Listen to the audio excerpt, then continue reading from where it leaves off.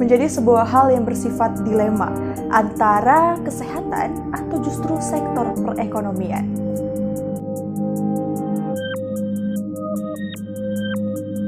Lagi-lagi COVID-19 yang pada saat ini masih berada di sekitar kita dan angka penyebarannya pun kian hari semakin meningkat, khususnya pada masyarakat Indonesia. Untuk itu di beberapa daerah, pada saat ini pemerintah daerahnya pun kembali dengan terpaksa menerapkan lagi sistem pembatasan sosial berskala besar atau yang lebih kita kenal dengan istilah PSBB. Wow, bagaimana nih dengan respon masyarakat?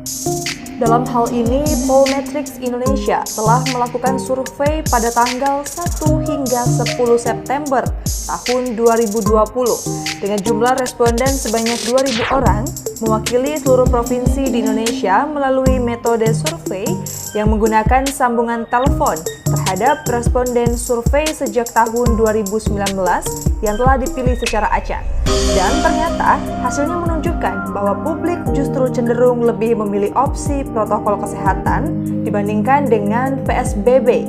Survei ini dilakukan berdasarkan margin of error survei sebesar kurang lebih 2,2% dengan tingkat kepercayaan mencapai angka 95%. Hasil survei menunjukkan bahwa sebesar 11,3% responden memilih untuk mendukung pemerintah dalam menerapkan PSBB. Sebanyak 3,6% responden memilih PSBB untuk diperketat yang mendekati model karantina wilayah atau yang lebih dikenal dengan istilah lockdown.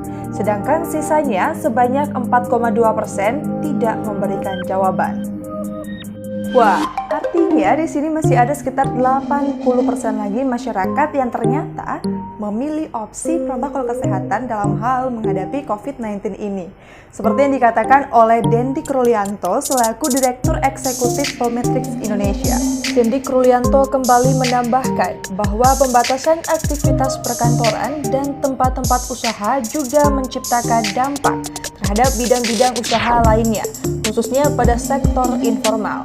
Dengan waktu tersisa sekitar 2 minggu hingga berakhirnya kuartal 3 tahun 2020, pemerintah lebih cenderung menerapkan pembatasan sosial berskala mikro atau yang lebih kita kenal dengan istilah PSBM.